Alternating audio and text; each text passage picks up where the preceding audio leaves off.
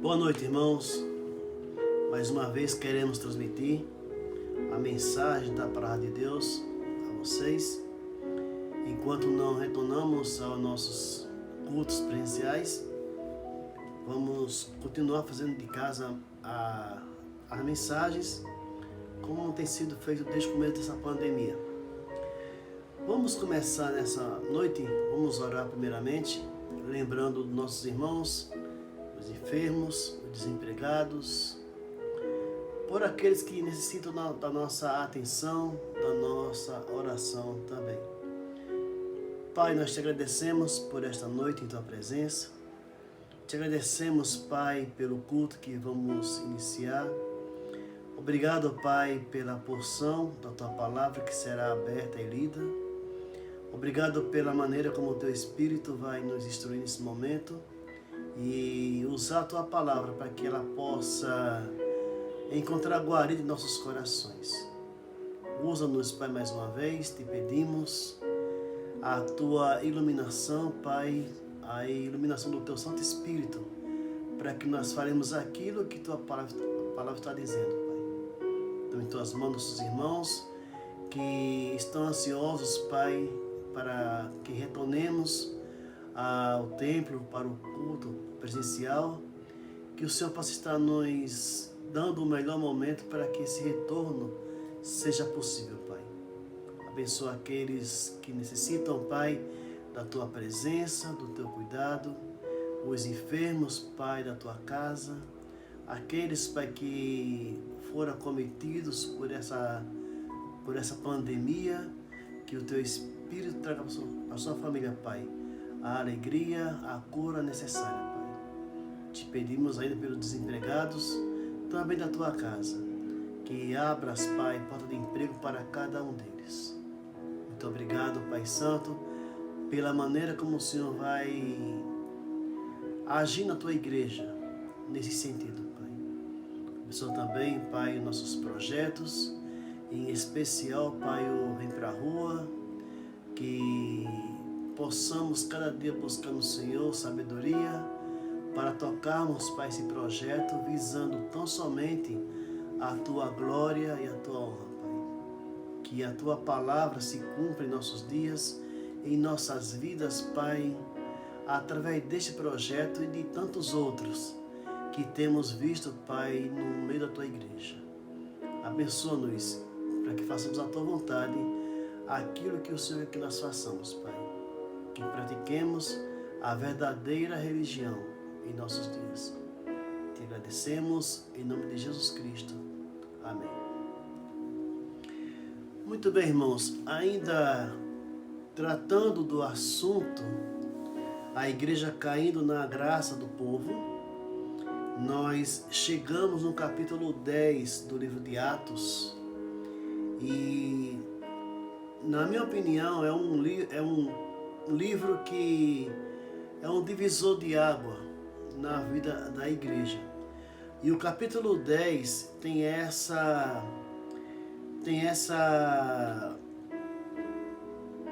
participação nesse divisor de água entre o mundo judeu, os cristãos judeus e os cristãos gentios, que começa agora com a conversão de Cornélio, o centurião romano, que morava em Cesareia.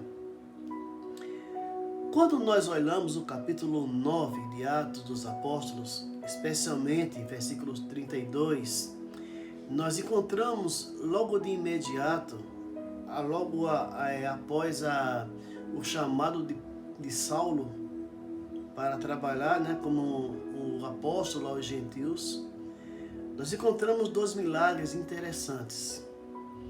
O Enéas, ele foi curado logo imediato pelo apóstolo Pedro, na cidade de Lídia, e logo em seguida a Dorcas também foi curada, Ela havia morrido e Pedro a ressuscitou, para a alegria de todos aqueles que estão naquela casa. Mas esses são milagres interessantes que eram necessários nós falarmos sobre eles. Porém, o maior de todos os milagres que nós encontramos nesse livro de Atos é exatamente o que nós encontramos no capítulo 10, versículos 34 ao 43. E eu falo da conversão do primeiro gentio ao cristianismo. O texto de Atos capítulo 10, 33 diz assim: E logo mandei chamar-te, e bem fizeste em vir. Agora, pois, estamos todos presentes diante de Deus, para ouvir tudo quanto por Deus te é mandado. O apóstolo Paulo, ele foi designado por Deus, ele foi escolhido por Deus para ser o pregador, para ser o mensageiro, o missionário entre os gentios. Mas Pedro, por ser um apóstolo designado como o apóstolo da circuncisão, aquele sujeito legalista, extremamente legalista, ele foi o primeiro a colher os frutos entre os gentios. E Deus usa as coisas, as pessoas, da maneira como Ele quer. O caso de Cornélio tem algumas particularidades que nós queremos falar com os irmãos nesta noite. E que pode também acontecer conosco e com alguém que não conhece a Cristo. Quando Cornélio fala no capítulo 10 que ele orava a hora nona, e naquele momento ele teve uma visão. Era o próprio Deus falando com ele, dizendo que as orações dele e as esmolas dele haviam subido não para a memória de Cornélio, mas subido para a memória de Deus. Dissemos anteriormente que quando o ofertante dava a Deus um sacrifício ou uma oferta, aquela oferta ou sacrifício ficava na memória do ofertante. Mas aqui, as orações de Cornélio e as esmolas dele subiram para a memória de Deus. Ou seja, Deus estava anotando tudo aquilo que Cornélio fazia. Muito bem. A hora nona, ele fazia essa oração. Quero chamar sua atenção para essa questão do horário. Se olharmos para o capítulo 3, quando o coxo foi curado, ele foi curado exatamente na hora nona, na porta do templo. Por que eu chamo sua atenção para isso? Porque esse era o horário estipulado por algum judeu, ou pelos judeus, na sua maioria, judeus cristãos, né? Eles iam ao templo nessa hora, nesse horário, para prestarem a Deus o seu sacrifício ou dar alguma esmola, né? Uma oferta ao templo. E era exatamente, irmãos, às 3 da tarde. E nesse horário, aquele coxo era colocado naquele local para receber de algum deles uma oferta, alguma esmola. E essa mesma hora nona, Deus usa para mostrar um milagre a Cornélio. Quando falamos em Cornélio, nós pensamos ser Cornélio um judeu cristão, ou um judeu das partes lá de Jerusalém. Mas Cornélio não era judeu, Cornélio era cristão, e ele morava em Cesareia. Estamos falando aí de uma distância de aproximadamente 60 quilômetros de Jope, tá? Até Cesareia, ou 122 quilômetros de Jerusalém até Cesareia. E esse homem observava exatamente naquele mesmo horário essa prática da oração de fazer esmolas, né, para quem necessitasse. É interessante que esse homem não tinha nenhum contato com Deus, mas o texto fala que ele era temente a Deus, ele conhecia a Deus, ele não conhecia a Deus, mas ele fazia coisas agradáveis a Deus. Bem distante de Jerusalém, esse homem observava que naquela hora os judeus cristãos estavam orando no templo. E ele, por sua vez, na sua casa fazia o mesmo. E Deus aparece a ele e fala, Cornélio, o anjo aparece a ele e fala, Cornélio, as tuas esmolas, as tuas orações têm subido diante de Deus. E meio duvidando daquela visão, meio assim confuso com aquela visão, ele queria uma resposta e Deus fala para ele enviar homens até Jope, para que Pedro, Simão, por sobrenome Pedro, fosse até a sua cidade Cesareia e explicasse para ele aquela visão. Mas nesse intervalo, Deus mostra para Pedro, numa visão, um vaso, né, descendo do céu, como se fosse um lençol, cheio de animais imundos e impuros. Mas uma questão, voltando para o horário, a visão que Pedro teve, lá aqui no capítulo 10, ele tem a visão entre a hora sexta, ou seja, entre 9 horas, meio-dia, por aí assim, a hora do almoço de Pedro. E enquanto o pessoal preparava o almoço para Pedro, Deus manda aquela visão com toda a sorte de animais imundos e impuros. E Deus fala, Pedro, levanta-te, mata e come. Pedro com fome, e tudo aquilo na sua frente, aquele menu à sua frente, e Pedro fala, Senhor, nunca na minha boca entrou algo impuro e imundo. Mas a ideia de Deus não era que Pedro comesse aqueles animais. Havia uma lição muito profunda que Deus queria ensinar para Pedro naquele momento. Deus já estava vendo, já vislumbrando a conversão de Cornélio, que para Pedro era imundo e comum. Mas Deus fala, Pedro, não chame de imundo ou incomum ou impuro aquilo que eu purifiquei. E Pedro tendo essa visão, e lá em Cesareia, Cornélio tendo outra visão, de que suas esmolas e orações e esmolas subiram para a memória de Deus. E Pedro é chamado para explicar para Cornélio aquela visão. E no versículo 34, Pedro abre a sua boca com reverência e com propriedade e fala, agora vejo, agora reconheço que Deus não faz acepção de pessoas. Pedro sabia, né, e ele fala no texto aqui que, olha, não é legal a um judeu se juntar com um estrangeiro, nem com um gentil. Você sabe disso, Cornélio.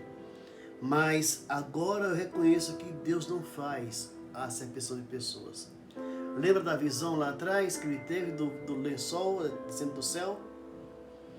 Deus estava purificando os gentios, tornando os judeus cristãos e gentios agora um só povo, através da salvação em Cristo Jesus. E Pedro é chamado para explicar aquilo para Cornélio. Versículo 34 em diante diz, abrindo Pedro a sua boca, disse, reconheço por verdade que Deus não faz acepção de pessoas, mas que lhe é agradável aquele que em qualquer nação teme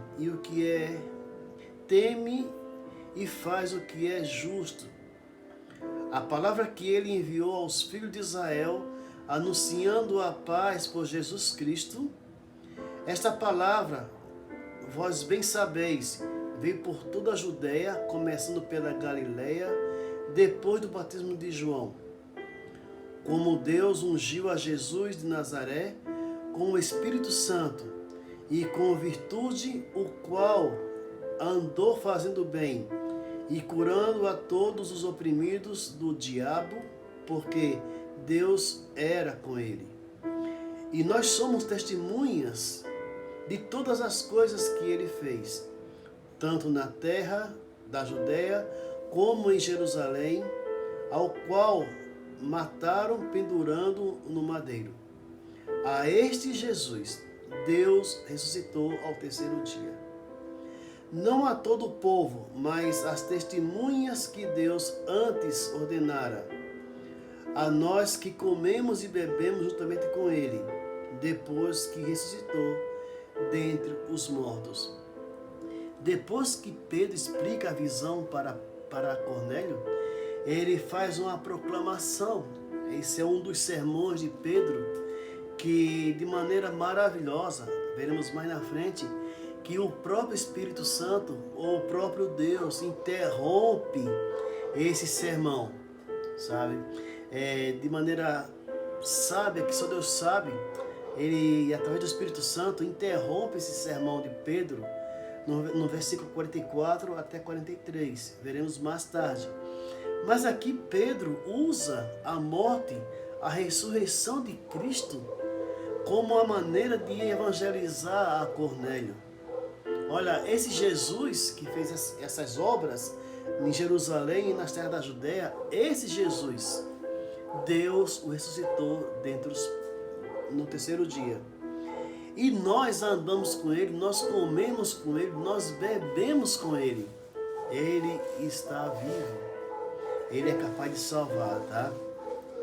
E nos mandou pregar ao povo e testificar que ele é o que por Deus foi constituído juiz dos mortos, juiz dos vivos também. A este dão testemunho todos os profetas, de que todos os que nele creem receberão o perdão dos seus pecados. Deus nunca rejeitou e jamais rejeitará um gentio, tá? Um pecador que necessita de aceitá-lo como seu Salvador. A ideia de Pedro aqui para Cornélio era que tão somente e agora ele recebesse a Cristo como seu Senhor. Ele era um homem temente a Deus, fazia aquilo que era justo, fazia aquilo que era agradável a Deus. Mas essas coisas não garantem vida eterna a ninguém. Você pode estar do outro lado aí me ouvindo e praticando as mesmas obras que Cornélio praticou. Dando esmolas, fazendo orações, fazendo tudo que agrada a Deus e até teme a Deus. Poderíamos dizer que Cornélio era quase um cristão, um quase salvo. Mas para Deus não existe isso. Era necessário que Cornélio, sua família e os seus convidados mais íntimos ouvissem a mensagem de Deus e aceitassem o Senhor Jesus como Salvador.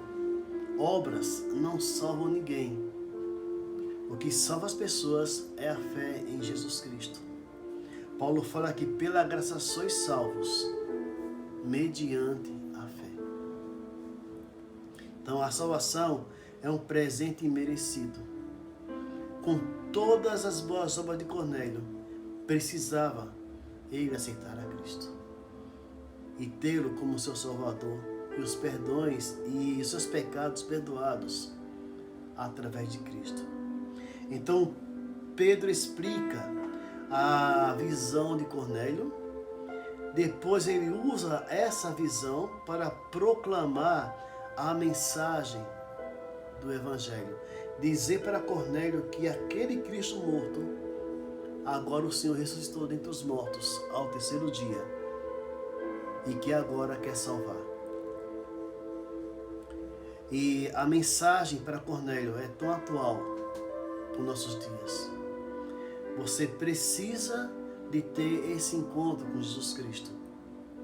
Não você achá-lo ou encontrá-lo, você permitir que Deus te ache, que Deus te encontre para te salvar. Os versículos 44 e 48, falamos agora da interrupção do sermão de Pedro.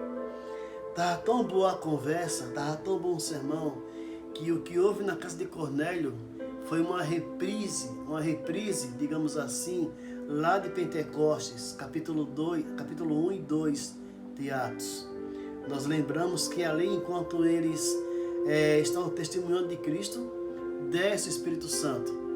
E eles começam a falar em outras línguas. E o versículo 44 até o 48 vai falar sobre essa interrupção. Dizendo Pedro isso, e dizendo Pedro ainda estas palavras, caiu o Espírito Santo sobre todos os que ouviam a palavra.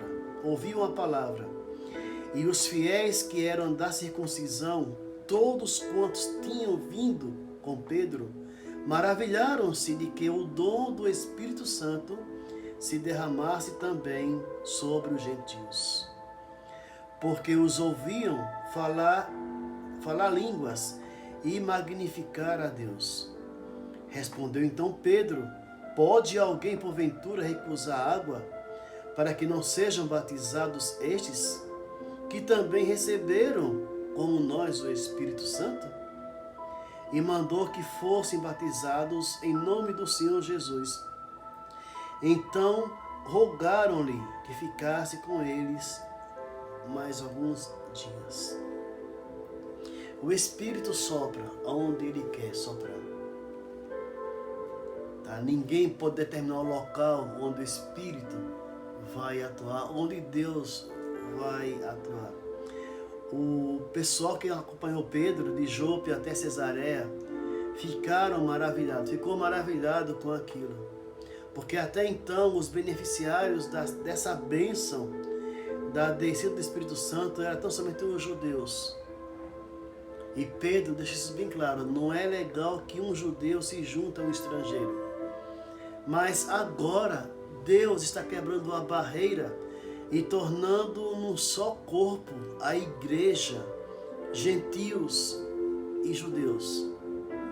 Em nossos dias atuais, Deus está pegando cristãos e não cristãos e convertendo e tornando deles um só corpo. Na igreja hoje não deve existir mais essa separação, porque a barreira foi quebrada por Deus. Pode entrar em nosso templo um mendigo, pode entrar em nosso templo um viciado em entorpecentes, não importa a droga que ele use. Pode entrar em nosso templo um cara que bate, que espanca a esposa, espanca os filhos, nunca conheceu a Deus. Esse homem, essa pessoa merece ou precisa de ouvir a mensagem do Evangelho e se converter e entregar sua vida a Deus. Até então, meus irmãos, a descida do Espírito Santo era algo especial só para os judeus. E aqui eles se maravilharam, porque viram o Espírito Santo descer ser derramado sobre os gentios. E agora sim, Cornélio e os seus passaram a fazer parte do mesmo corpo que nós chamamos hoje de igreja. Que Deus possa nos abençoar, que Deus possa nos usar cada dia mais para quebrarmos barreiras que há entre nós cristãos e quem não é cristão.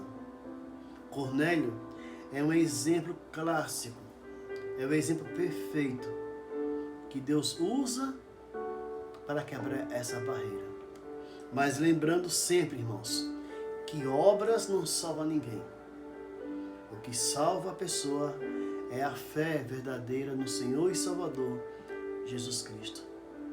Que nós coloquemos nossas vidas nas mãos dele. Que a nossa fé seja verdadeira em Deus. E a você que não conhece a Cristo ainda como Salvador, que você possa colocar a sua fé nele. E possa crer também que dele virá as boas dádivas para as suas vidas. Vamos orar mais um momento e vamos encerrar por hoje essa parte. E orem por nós para que nós possamos ter um retorno seguro, né, ao templo e ter nossos cultos presenciais. Nós queremos preservar a saúde dos irmãos também, a nossa, né, e também a dos irmãos. Então ore para que Deus nos dê o momento certo, para que retornemos às atividades no templo, tá bom? Vamos orar por isso também. Muito obrigado, Pai Eterno, pelo exemplo, Pai, de Cornélio, pela sua dedicação ao Senhor, Pai, mesmo tão distante de Jerusalém, que era o centro de adoração. Esse homem, Pai, fazia as suas orações e dava esmolas de contínuo, mesmo sem conhecer nada de religião, Pai. Pai Eterno, muito obrigado pela maneira como o Senhor usou Pedro para abrir a mente daquele homem, para que ele conhecesse o Senhor como Salvador e o aceitasse, Pai. Pai Eterno, quantos em nossos dias estão assim? Quantos em nossos dias estão apenas orando e dando esmola, crendo que através disso poderão herdar a vida eterna? Pai, te peço que o Senhor possa abrir suas mentes e entenderem, Pai, que não é pelas obras que somos salvos, mas pela fé no Senhor Jesus Cristo. Pai Eterno, que a tua igreja, que o templo esteja aberto e que tua igreja também seja aberta a discutir com essas pessoas, a explicar para elas o plano de salvação no Senhor Jesus Cristo. Te agradecemos por essas bênçãos em nome de Jesus Cristo. Amém.